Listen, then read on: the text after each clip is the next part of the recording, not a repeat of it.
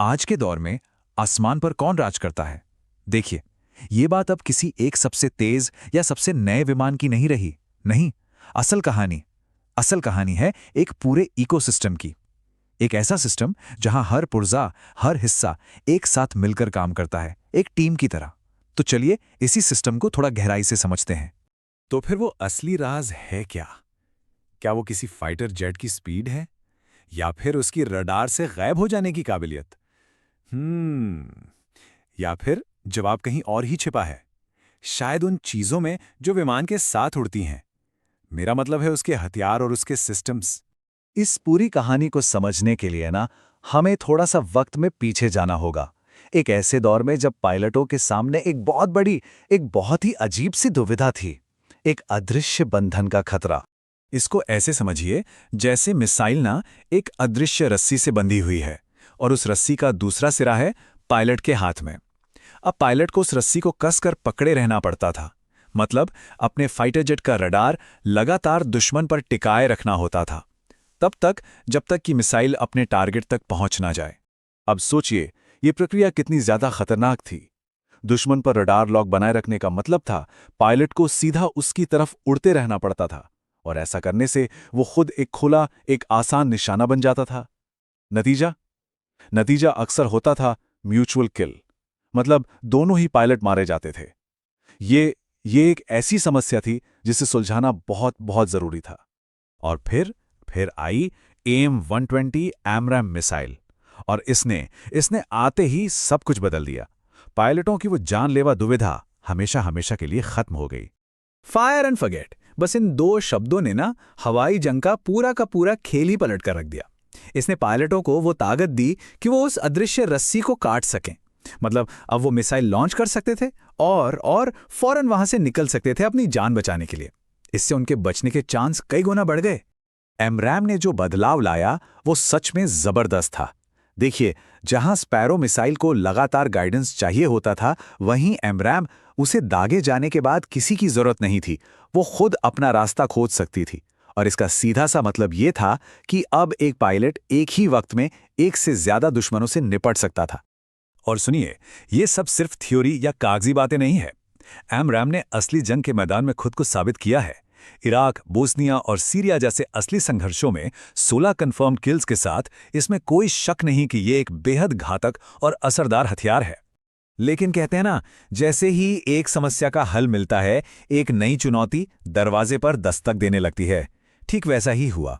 F-35 के आने के साथ ही उसकी जो सबसे बड़ी ताकत थी, यानी उसकी स्टेल्थ, रडार से छिपे रहने की क्षमता, वही एक बिल्कुल नई इंजीनियरिंग पहेली बनकर सामने आ गए। अमेरिकी एयरफोर्स की मेजर जनरल जीना सैब्रिक ने इसे क्या खूब समझाया है। उन्होंने F-35 को कहा पूरी लड़ाई का क्वार्टरबैक। और ये बात बिल्कुल सही है। ये सिर्फ एक फाइटर जेट नहीं है, नहीं, ये आसमान में उड़ता हुआ एक कमांड सेंटर है जो पूरी लड़ाई का रुख तय करता है। और यहीं पर स्टेल्थ टेक्नोलॉजी का असली पेच सामने आता है। रडार की नजरों से बचने के लिए F-35 अपने हथियार पंखों के नीचे लटकाकर नहीं उड़ सकता। नहीं, सब कुछ विमान के अंदर छिपा होना चाहिए। और अंदर की जगह वो तो बहुत ही लिमिटेड होती है।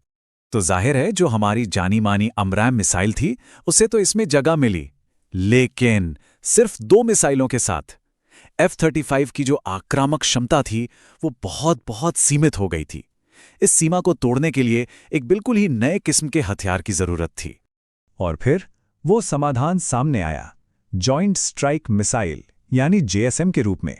ये एक शानदार, एक खास मकसद से बनाया गया हथियार था, जिसे सिर्फ और सिर्फ F-35 के अंदर हथियार ले जाने की समस्या को हल करने के लिए ही डिजाइन किया गया था। अब सुनिए, यही इस पूरी कहानी का सबसे दिलचस्प हिस्सा है। JSM कोई आम मिसाइल नहीं है। इसे F-35 के लिए बिल्कुल एक दर्जी की तरह बनाया गया था, नाप जोख कर। इसके आकार को खास तौर पर बदला गया ताकि ये उसके वेपन्स बे में एकदम परफेक्ट तरीके से फिट हो सके। ये प्लेटफॉर्म और हथियार के तालमेल का एक बेहतरीन उदाहरण है।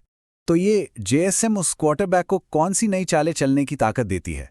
देखिए, एमरैम तो हवा में रक्षा और दबदबा बनाने के लिए है, लेकिन JSM तो F-35 को एक बिल्कुल ही नई ताकत देती है। अब वो दुश्मन के इलाके में चुपके से घुसकर जहाज़ों और ज़मीन पर मौजूद ठिकानों पर हमला कर सकता है।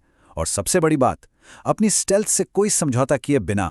तो चलिए अब एक कदम पीछे हटते हैं और इन सभी अलग अलग हिस्सों को जोड़कर देखते हैं कि कैसे ये सब मिलकर एक बड़ी और कई ज्यादा ताकतवर तस्वीर बनाते हैं। और यहीं से आती है सच्ची हवाई ताकत। देखिए F-35, AMRAAM और JSM ये तीनों अकेले अकेले बहुत शक्तिशाली हैं, इसमें कोई शक नहीं।